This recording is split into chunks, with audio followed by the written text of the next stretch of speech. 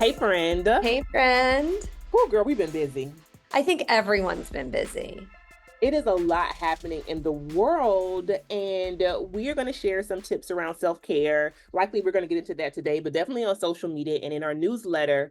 Make sure you are signed up and subscribed because I don't know about you, but I am having to create barriers. I cannot get up in the morning and watch the news first thing. I cannot have it be the last thing I hear at night. I just got to read a book, watch some mindless TV, read some gossip websites because it feels like everything is on fire and I have to respond now, now, now, now, now, now, now. What about you? And we know that's not true, right? That's just the story that we tell ourselves. Absolutely. Um, I feel okay, so I'm no longer a runner because my body doesn't let me, but maybe someday again. But I feel like kind of how I did before I started training for the marathon. Okay. And I'm like so excited and I need to like hold myself back because like eventually there's going to be a marathon. Right. Right. And Oh, it's that's like a good how to analogy. how to kind of like hold that energy and like keep it sustainable. No, that's real talk because I was thinking the same thing recently. I was like, okay, Tashira, I know, speaking to myself, I know you're fired up right now, sis, but we have a long way to go here. So pace yourself. And we're going to be talking today about perfection. And should our political candidates be perfect? We know there have been a lot of criticisms, some we agree with, some we may not, around Kamala Harris. And the question is, should we be seeking perfection from any candidate, but especially a presidential candidate? And so I would start off by saying that I think a democracy calls for concessions, but just as an open-ended question, what do you think about this idea of perfection entering the chat around political leaders? So I think it's really interesting and I not to feel like a broken record here, but I think perfectionism not only but like most frequently applies to women. Because Yeah, no that's one real talk.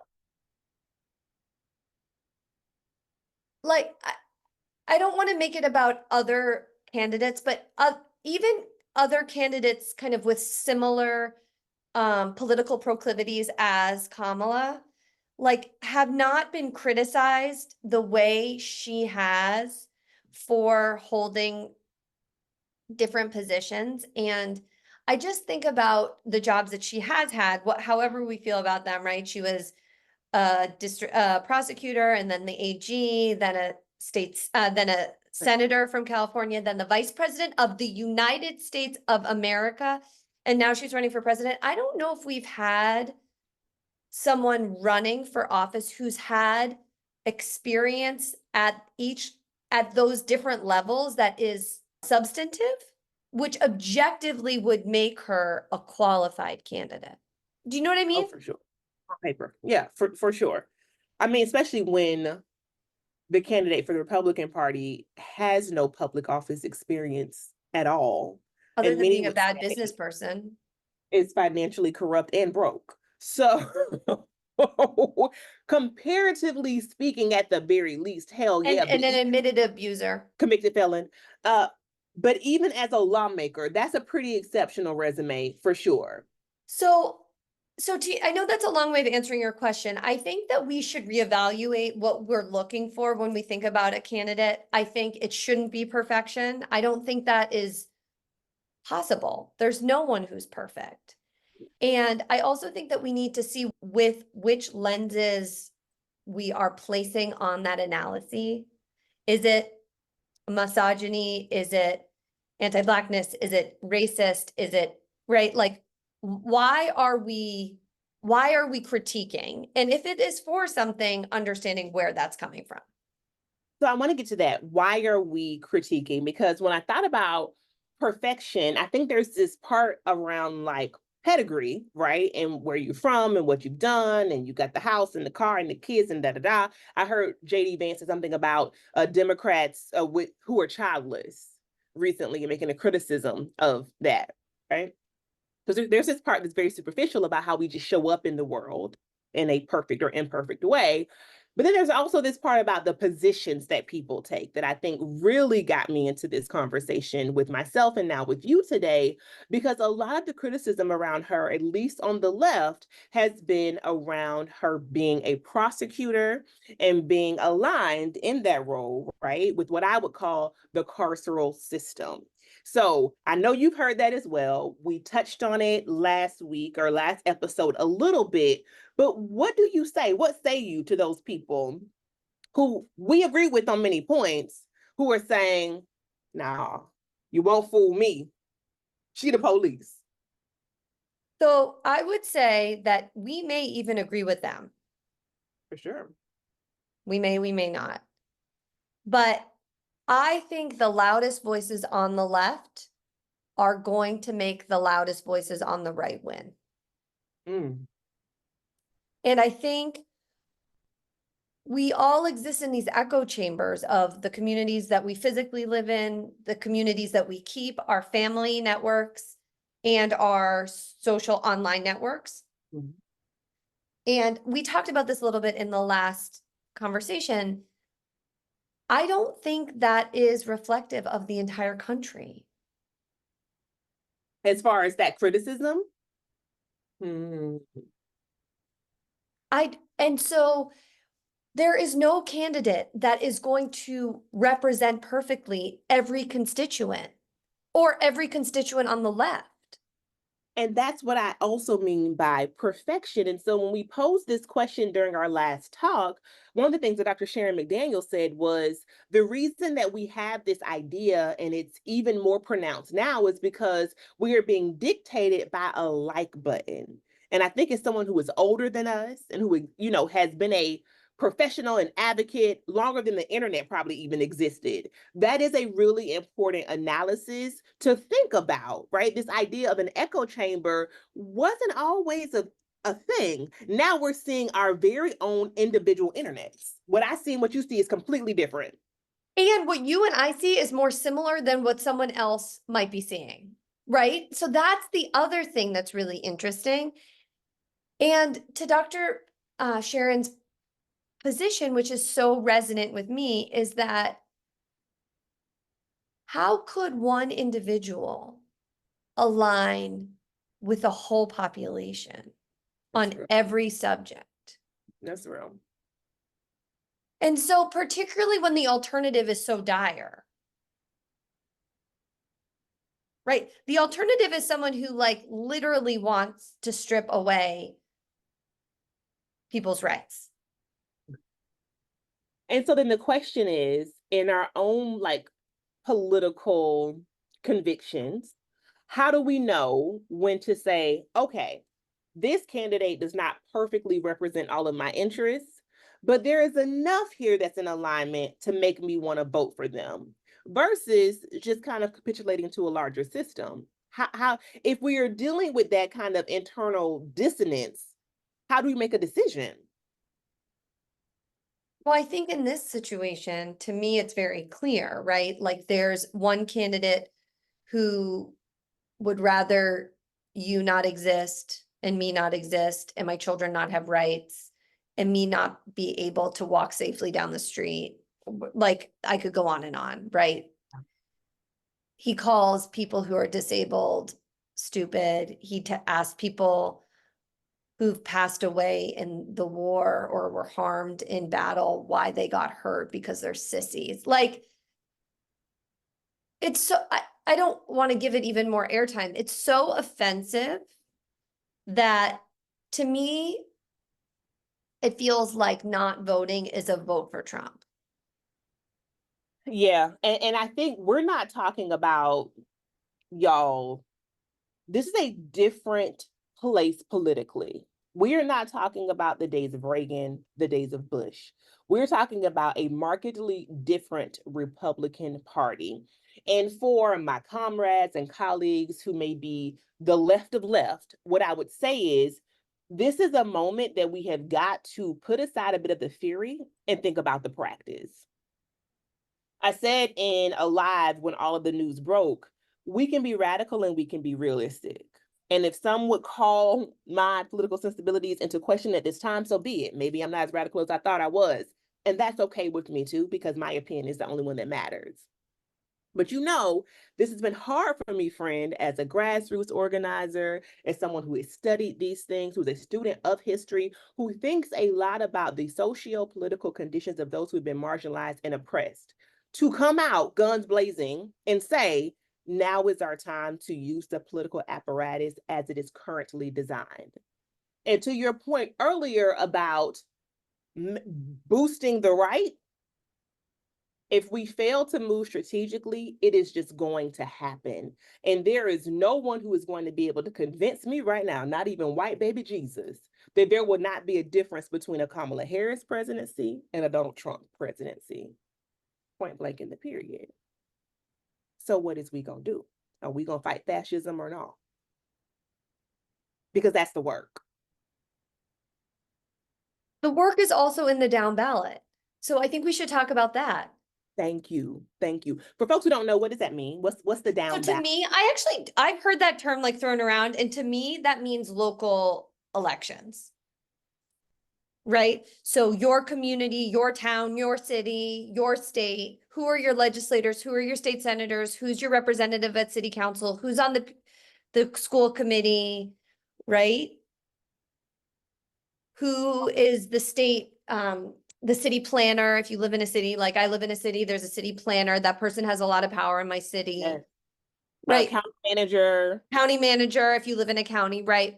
Who's the head of the Department of Public Works, right? These are positions that impact people who live in community. Who runs your police department? What's the policy in community policing? What's the policy in your community about mental health calls? What's the policy in your community about domestic disputes? Like who shows up? Is there a mandatory arrest? Right? Like these are all things that happen at the local level.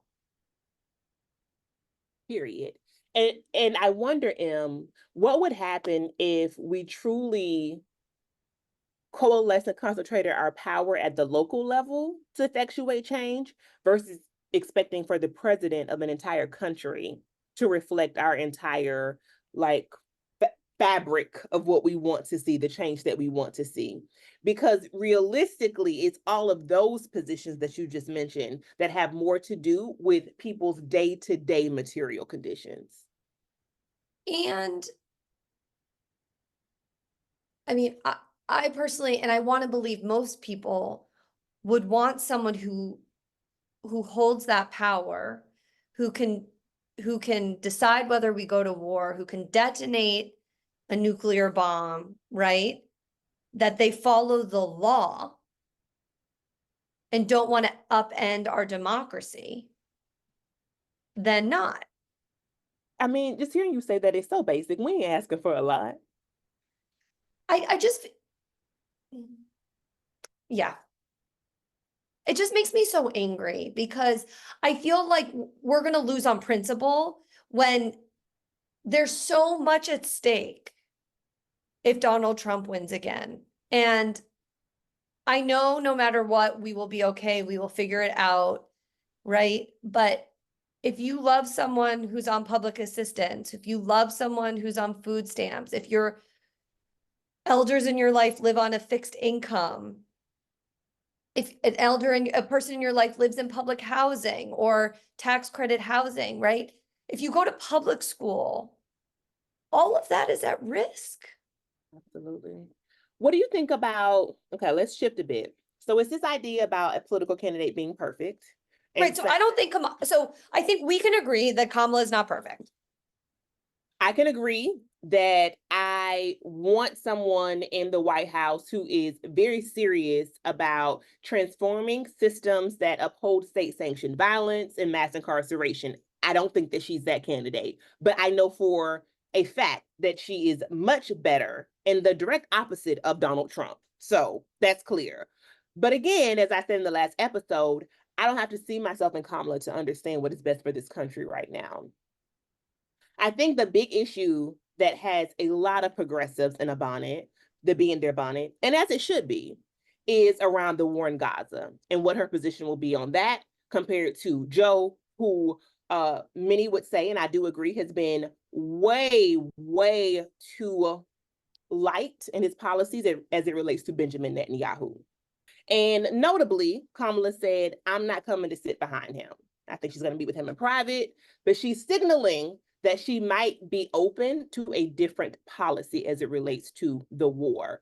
My question would be, how do we ensure candidates uphold the interests that we do care about? What is the organizing strategy around that? So let's say we get her in office. How do we continue to make sure that around reproductive justice issues and up the war and other things that she continues to do the work? So that's, I would argue that's also at the local level, making it clear to our Congress people how our priorities fall. I think the immediate thing that I will do if Kamala wins is start advocating with my local Congress people and senators here in Massachusetts about my priorities around Gaza and reproductive justice. I mean, those would be the two.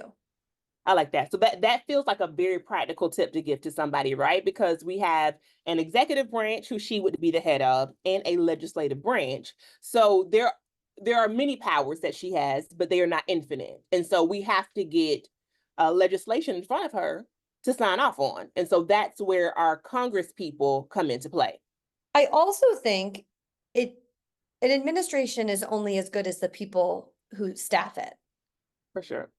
And so, while you and I aren't going to be working in the White House, yeah.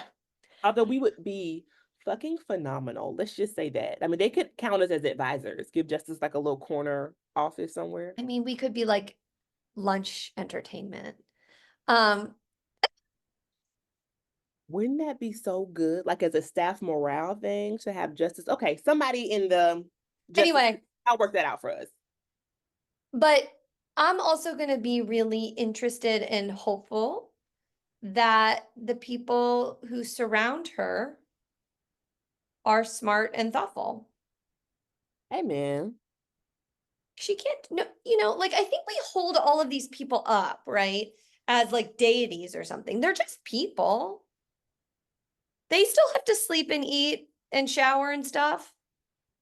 Yeah. I think that's how this whole thing works, that we're made to believe that they have a different power or capability than we do. And I think That's like the story, right? that's the story, right? So then that's why we also get completely divested from the political process, whether it be formal or grassroots, because we feel like my vote, my opinion doesn't matter. They're the ones that know more than me, when really they should be representing our interests. I had a whole conversation with my mentor yesterday about delegates, and I realized for the first time I had no idea how delegates even worked. I don't really know. We're attorneys. So that just goes to show like how little civic education, is that what it's called, that most Americans actually have, and how we do not understand how many of these systems actually work. And without that knowledge, how could they ever be changed? And so that gets back to one of the other conversations we had on Monday, which is around the Electoral College, right? So while I think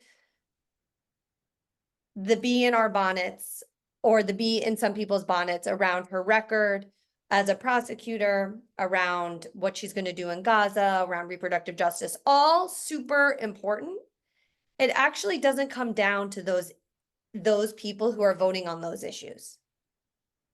Mm. I don't think. It's like the swing voter in Michigan. So we need to have a whole conversation about swing voters, right? I know MSNBC ran this morning these focus groups that they were doing. And some of the things that I was hearing people say, and they've done it in a way that feels really smart, right? So voters under 30 who haven't committed, women who are voting for Trump, to really hear where people's like mindsets are in swing states in particular. So I think we should have a whole chat about that because I'm fascinated. I'm fascinated too. I was talking to a friend yesterday and she lives in a very purple town here in Okay. Massachusetts. And she was saying that one of her neighbors, who she thinks is a Republican, but she doesn't know, once said to her, Oh, you know all these people in Massachusetts who believe in birth control.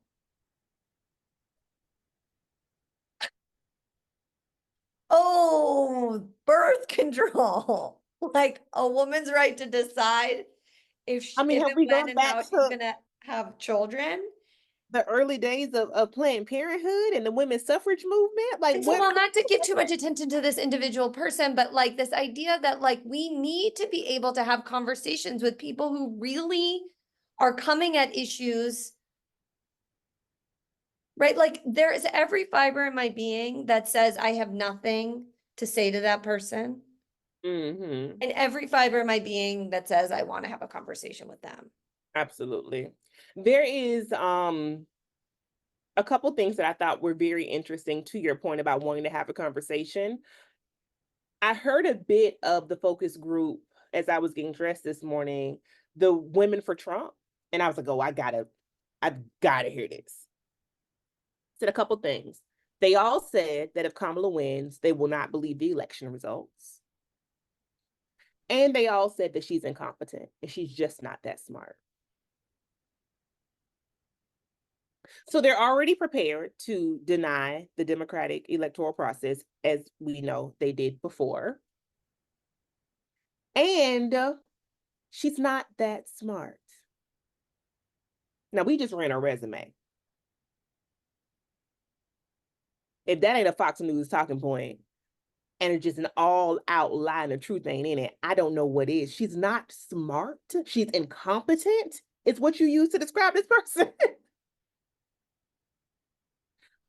It is laughable, but it goes back to the echo chamber because it's just not true.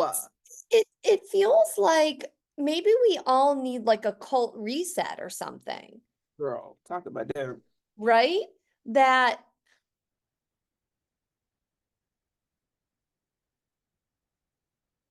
not that smart. They use the term incompetent. And then I also also heard the term today socialist. And I was Kamala. like of anything, like, because we've been hearing like, this is what I Direct mean about these loudest voices are going to, I mean, there's a lot that we study just around opposition speech is as well that people who are much smarter than me are studying that I also find fascinating. But I want to bring in some of the DMs that I received because we want to do more of kind of lifting up the comments that you all share with us, either on social media, over if you are listening on Apple, Spotify, and also on the YouTube. So please do leave a comment and hopefully your comment will be read. But 2 points I'm going to lift up. So, on this topic about canceling each other out and how progressives will actually kind of feed, in some ways, the MAGA Republicans, this is what Cash.ia said. We progressives have got to stop cannibalizing ourselves in the name of perfection. mm, Because meanwhile, conservatives get it tight and move strategically. They focus on what they're all for rather than nitpicking their nuanced differences. It's called building power.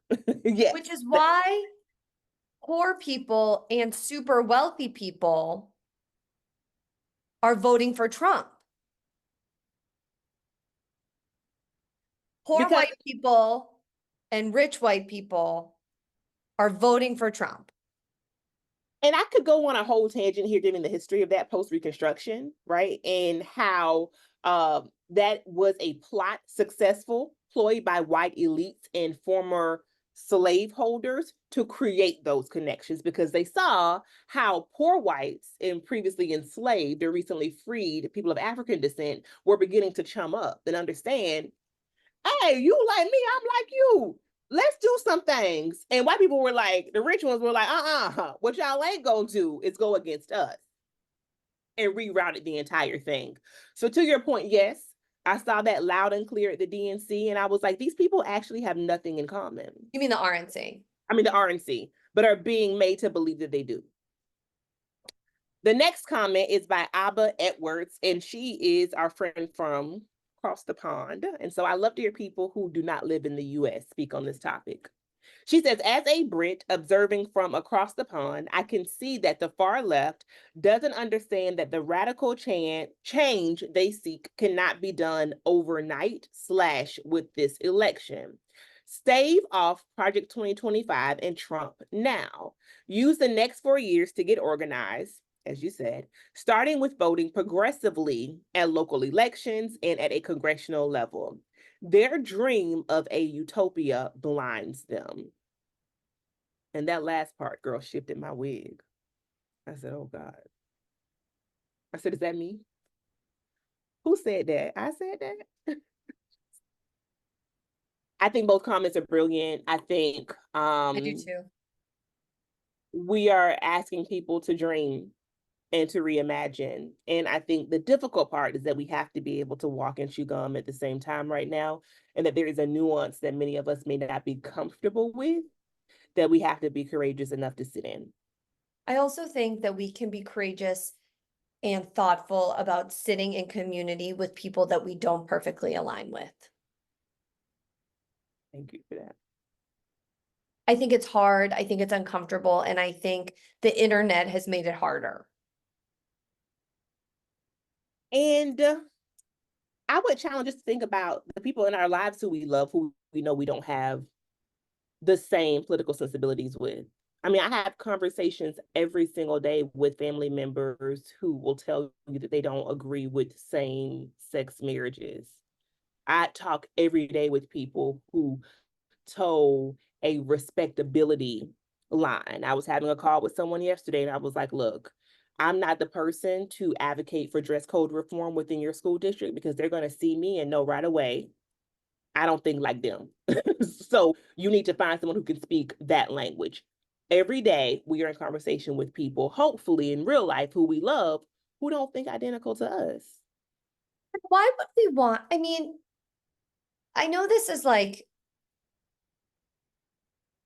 a little like out there, but why would we want everyone to be alike? Isn't that what we're trying to fight against? Yeah, it Like is. the utopia that we seek is that of diversity and inclusion and equity, right? Like that's what DEI is. At least that's how I interpret it, right?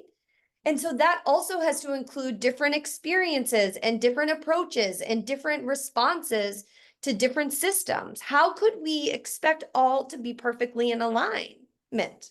Well, I think some of this has to do with our training, right? Because what you and I know is that it's a bit like making sausage. That's what policy making looks like. And so it's going to be messy behind the scenes. And so we are maybe a bit more comfortable with saying, I don't agree with anything that you just said, but your perspective is important to be at the table so that we can meet somewhere in the middle. And sometimes the loudest voices, even those voices that individually we really look up to, are not that effective in making policy change. Well, then that's So, a that's a shout. That's a shout. I mean, it's also kind of the rub with digital activism, right? It's like those who are loudest on the internet are not necessarily getting the most done on the Hill. I don't really, Well, I mean, I'm saying that's a shout because I feel personally convicted because I remember when I first met you, like I was like knee deep in my Marxist analysis, girl. I was in my Marxist bag. I was talking about the thing with the people, and I was preaching that to 15 people. And so the question around effectiveness, right? And not actually using that analysis and figuring out, like BLM did years later, of how we actually engage with local council members. Because DC is the kind of area where there is so much power in the local city council. And you could right. just walk up that building right now and actually get an audience with a staffer. Nope. I didn't want to hear anything about that because it was all about this theoretical principles that were most important to me and not actual impactful systemic change. So yes. And I'm not saying that what you did or what we are doing or what anyone individually is doing is wrong. I'm just saying, like, this moment, perfection is going to kill us. Yeah. What do they call it? Don't make perfect the enemy of good. Mhm. And it doesn't mean that we have to be comfortable with good forever. What No, it and it does, doesn't mean that we have to agree. It does not. But what A it does, vote for someone doesn't mean that you agree with every single thing they are going to do or have done. it it's impossible. And in It's some ways impossible. that We're sounds human. in some ways that sounds a bit less like a democracy to me than I think we may want to admit. Like we want like a cult leader. That's what that actually sounds like. It sounds like a bit of indoctrination and brainwashing. Even if those of us who may sit on the radical left are in a room together, there still should be nuance and divergent thoughts. There has to be. If not, we risk this kind of like deification and martyrdom of certain leaders in this cult like atmosphere. And I actually think, Untenable. yeah, okay, so we have to finish up, but like the question I would ask you, Shai, is maybe the fact that that Vice President Harris is human, obviously she's human, and people have critiques, maybe that will make us better constituents and hold her more accountable. I love that. Because this is an unprecedented time. So calling in her background in real time as she vies for the presidency may not have happened in any other way. And so I think people having very loud voices right now and strong opinions hopefully will fuel them to continue their advocacy beyond November. I mean, for sure, that's what our freedom struggle has looked like. Yes, I totally agree. And again, marathon, not a 5K, not a 10K, not a 20K. We're running a marathon, and the marathon doesn't end in November. And our analysis and opinion on a lot of these things should be nimble. And so they may be changing. We encourage you all to interrogate your thoughts and to think critically. Also, consume media consciously right now. So, what are you doing to take care of yourself, Em? I am trying to only allow myself on social media at designated times. Ooh, I love this. So Yeah, it's not passive. like the passive scrolling. Yeah. What about you? That's real. I am starting to do a timeline cleanse. I'm very conscientiously unfollowing, following, and I'm also digging into some local organizations that I can support. That's one of the tips that we're going to be sharing with you all this week because there has to be, there obviously is power in numbers, and there has to be some community building in this time that we all tap into. If not, it just makes it feel more overwhelming, and I want to be a part of collective power building. Me too. All right, friend. We will see you good people next time. Stay tuned. Thanks for listening to Justice. We hope you enjoyed this episode. If you'd like to learn more about our podcast, be sure to check us out on our website at justicepodcast.com. You can also reach out to us there if you want to be featured on the show or if you have a business or a product that you think would be a good fit for our audience. Thanks again for listening.